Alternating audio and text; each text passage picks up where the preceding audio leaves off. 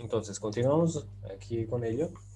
Estamos diciendo que Jan y ella, ¿de dónde están resbalándose? ¿Cierto? Nereden kayıyor. Jan ve Ece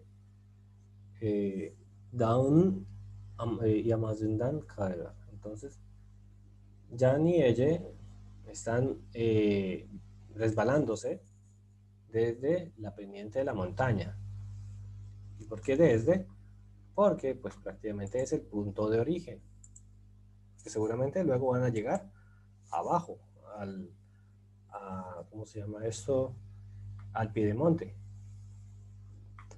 Bueno, Ege nereden çıkıyor? Ege, ¿cierto? Ege nereden çıkıyor? Ege sınıftan çıkıyor.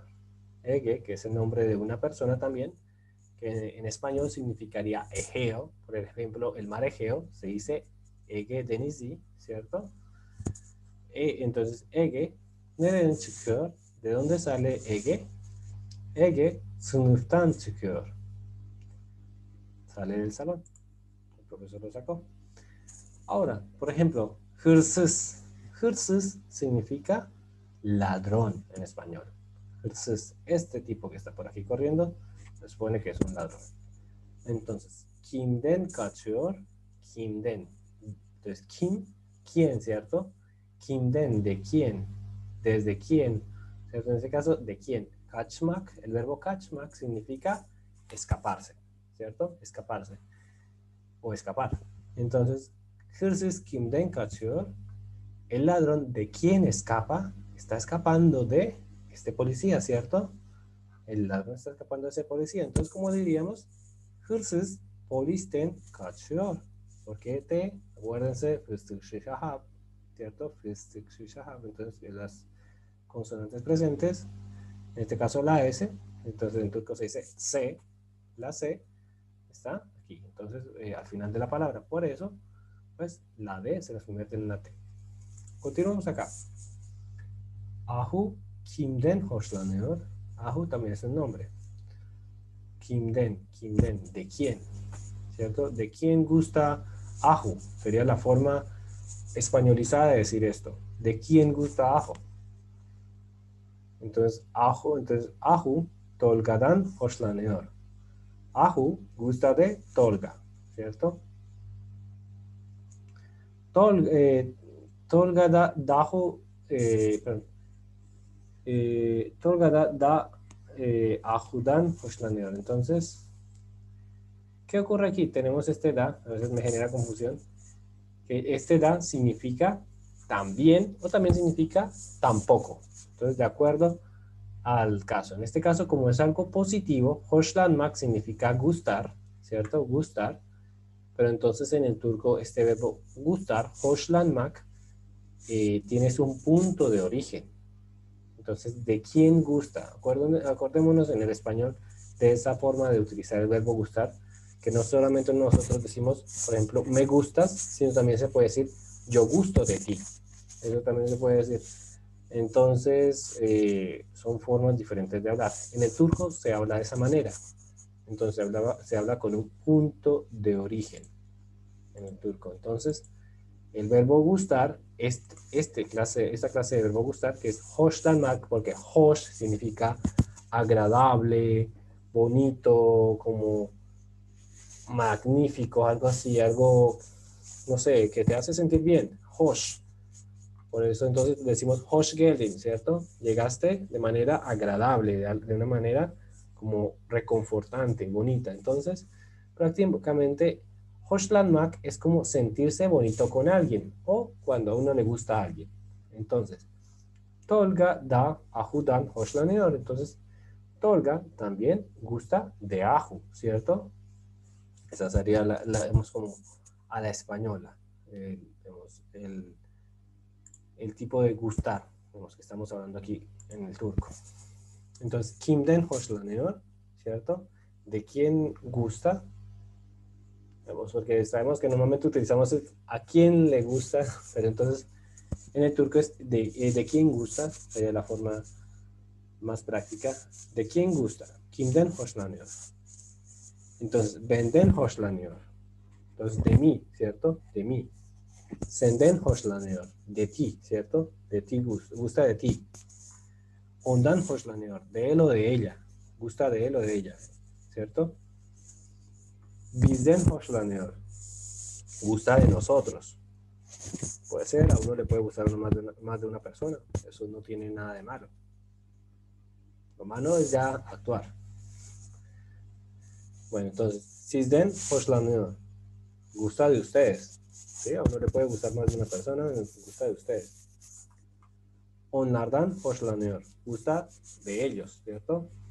De ellos. A ella le gusta a ellos, o a él le gusta a ellos, o a ella. Cada quien es libre. Entonces, esto es prácticamente la forma en cómo se utilizaría el den en cada uno de los sujetos, ¿cierto? En cada uno de los pronombres personales, cómo se combinaría con ellos. Esto es algo importante que lo tengan claro. Lo utilizo con el verbo hoşlanmak porque pues es uno de los verbos más utilizados. Por ejemplo, cuando uno le va a decir a alguien, por ejemplo, me gustas, ¿cierto? Entonces yo digo, senden hoşlanıyorum. Entonces, acuérdense, sucede algo parecido a lo que ocurre en el inglés, que en el inglés, por ejemplo, decimos, I like you, me gustas, en este caso. Pero entonces, me gusta, digamos, o yo gusto tú, en inglés dicen así. Es algo, digamos, de esa manera. Es diferente. Entonces, es un error muy común que una persona que habla español se confunda al momento de decirle a alguien que le gusta que diga, you like me. O sea, tú gustas de mí. Es lo que uno está diciendo. A ti te gusto. Esto, digamos, y luego lo bofetean. ¿Por qué? Porque pues prácticamente lo dijo con la lógica que no era. Porque pues pensó en español al momento de hablar en inglés, pero lo pensó mal. Entonces, cada verbo tiene su forma de trabajar. Y en el turco trabaja similar al español en el sentido de que gustar de alguien, ¿cierto? Yo gusto de ti, tú gustas de mí, en fin. Senden hoşlanıyorum, sen benden hoşlanıyorsun, en fin. Ustedes pueden jugar con los verbos y hay que aprender Entonces, cómo. ¿cómo dirías me gustas tú? Me gustas A tú. mí me gustas tú. Ben senden hoşlanıyorum, diríamos. Entonces ben yo, senden hoşlanıyorum. O simplemente diría, senden hoşlanıyorum. Y ya. Acuérdense que en el turco, ya que está el verbo conjugado con el sujeto, ¿cierto? No necesitamos especificar quién lo está diciendo porque ya lo decimos dentro del verbo. Entonces es algo que me parece muy práctico en el turco. ¿Ya quedó claro? Fabián, disculpa, Dime. sí, pero discúlpame que te interrumpa. Sí, claro. Yo me hago mucho lío en turco. Entiendo perfecto lo que explicaste y la pregunta que hicieron. Ben, senden, hoşlanıyor. Pero senden, el sufijo es desde. ¿Cómo me gustás desde? Es que No, mira, no, después de míralo, la traducción. no lo miras desde, sino mira eso como que en este caso, ese objetivo, que realmente en este no es el objetivo, sino este es el originario del gusto, ¿cierto? Porque cuando uno gusta de alguien, uno no elige a quién le gusta. Perdóname, pero es que no conozco la primera persona que diga, yo elijo esto porque digamos, yo elijo esto que me va a gustar, o sea, pero digamos, sin conocer algo, a uno no le gusta, o sin saber al menos el mínimo detalle, o al menos verlo visto. Uno no sabe si le va a gustar algo o no, o a alguien, ¿cierto? Entonces, la cuestión es que el gusto parte de algo, de alguien, no de nosotros, o no es del que tiene la acción de gustar, por decirlo así. Eso es. Para que les quede claro, esa es la lógica en el turco. No, yo creo que lo que pregunta ella es que el dan se usa para de o desde.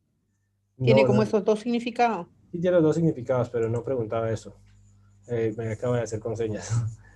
Ya, Eh, ok. sí. No, yo aquí yo todos ustedes estoy mirando la cámara. Yo miro la cámara de cada uno de ustedes. Entonces, No se preocupen, si están fumando, si están hablando con alguien más, si están tomando su café, yo me doy cuenta. Entonces, eso es normal. Bueno, ahora, por ejemplo, nereden başlıyor, ¿cierto? Nereden, ¿desde dónde empieza? ¿Cierto? Desde dónde empieza. Buradan, ¿cierto? Acuérdense del bu, shu, o, ¿cierto? Buradan, desde aquí, ¿cierto? Shuradan, desde ahí. Oradan, una distancia más larga, desde allí, ¿cierto? Prácticamente una distancia mucho mayor. Esa es la forma de expresarse en el turco. Buradan, shuradan, oradan. Cuando vamos a hacer, debemos a marcar un punto de partida de forma demostrativa. Eso es lo que estamos haciendo en este caso. Vamos con otras situaciones, ¿cierto? Con esto que se llama yönelme durumu o yönelme hali. Hali. A veces me confundo, digamos, es automático. Hali. Entonces, hali, acuérdense, hal significa estatus. Yönelme. ¿Qué significa yönelme? Acuérdense que yön, ¿qué significa yön? Así con yön. ¿No lo tienen por ahí el diccionario a la mano? ¿Qué significa? Yön.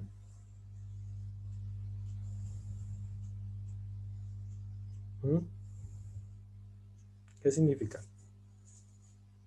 ¿Han encontrado la palabra yön? Yön. ¿No? Dirección. Dirección, ¿cierto? Entonces, prácticamente, ¿qué significa yönelme? El verbo yönelmek, con terminación en K. ¿Qué significa?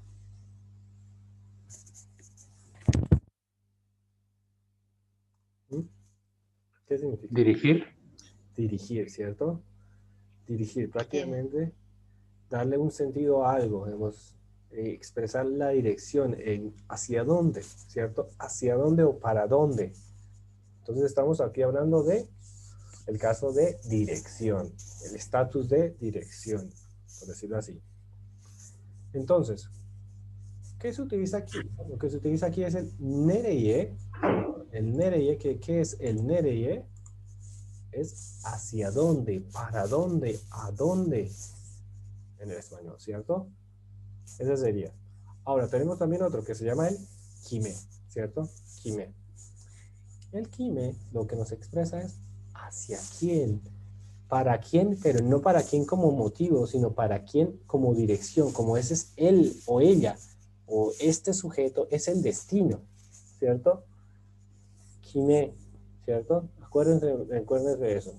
¿Hacia quién? ¿A quién? ¿Para quién? Pero el para de destino, no el para de motivo. Porque acordémonos que en el español tenemos ese dilema. Dice esto por ti, dice esto para ti. Cuando pasamos al inglés nos terminamos confundiendo.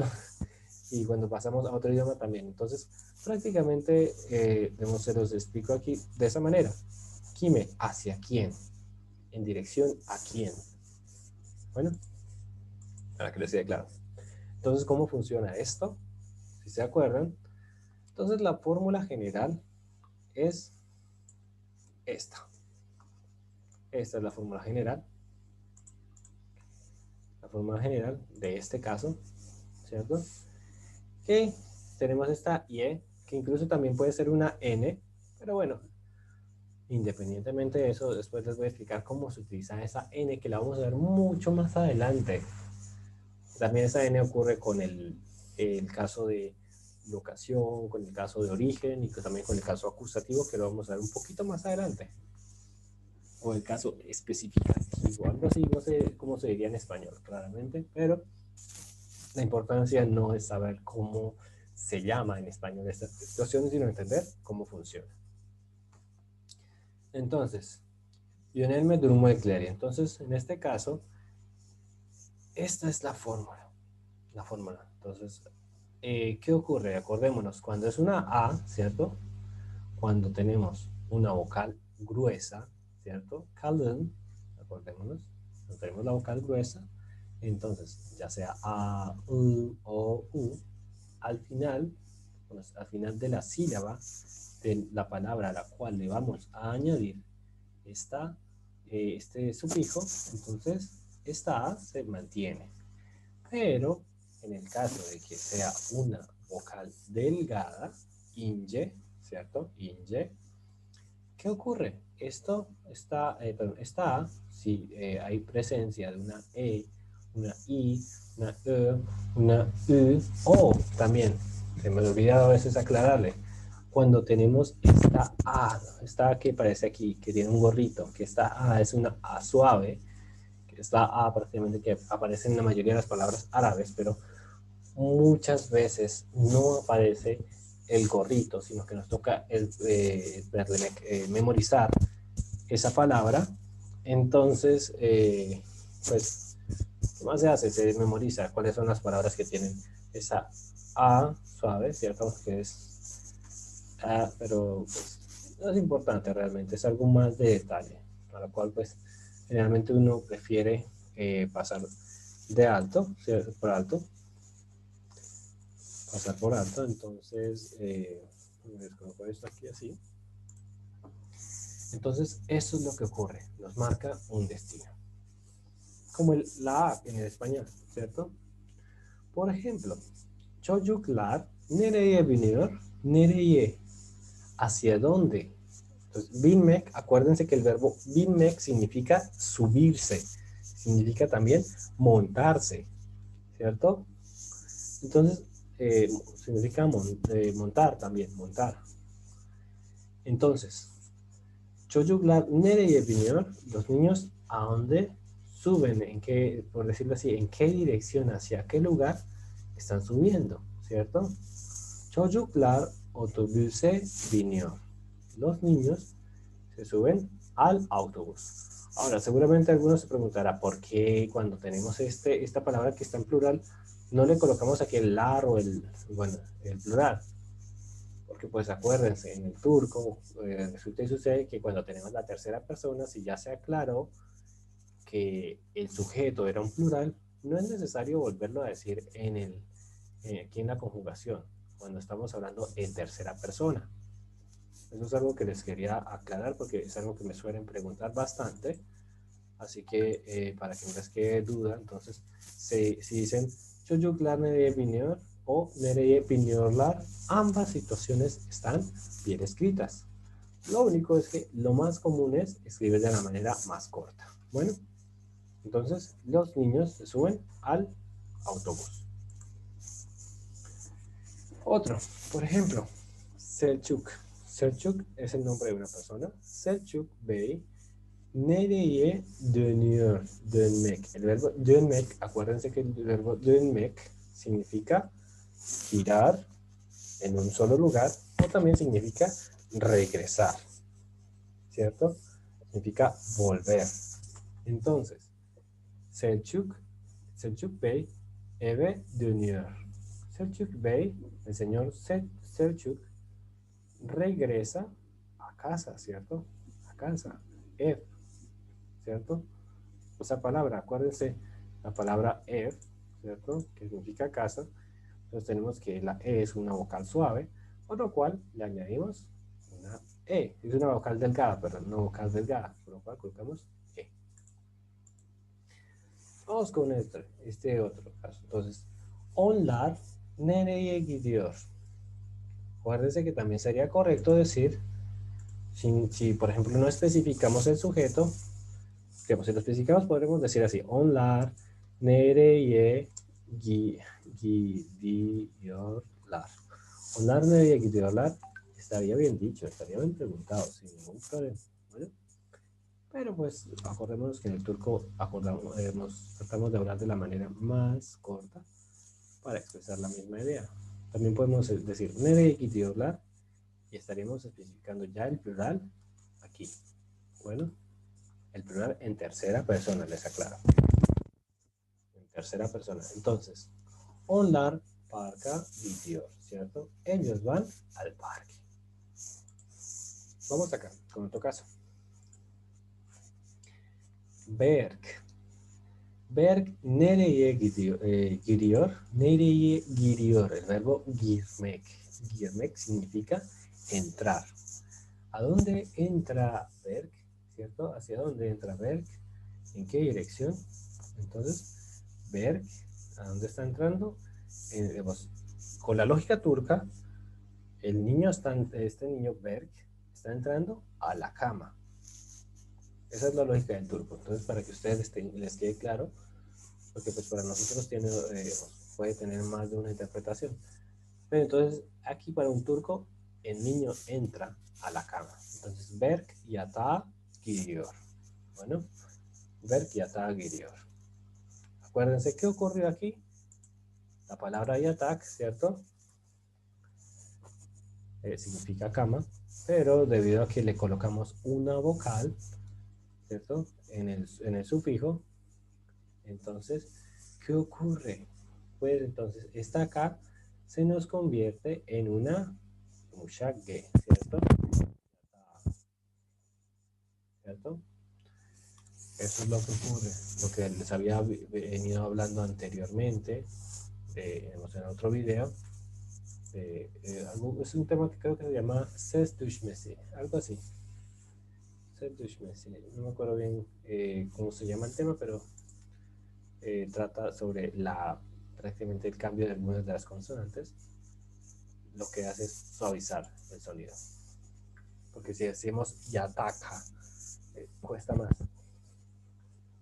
Entonces, Hasan, ¿cierto? Hasan es el nombre de una persona. Hasan amca nereye oturuyor? Nereye. Entonces, en este caso, ¿por qué dice nereye y no nerede? Dice nereye porque la persona en este momento se está sentando, aún no se ha sentado. Entonces, para el turco, cuando decimos Hasan amca que significa tío, pero también es una forma de llamar a las personas que son mayores a uno para manifestar respeto, ¿cierto? No sé cómo, es como decir señor, el señor Hasan,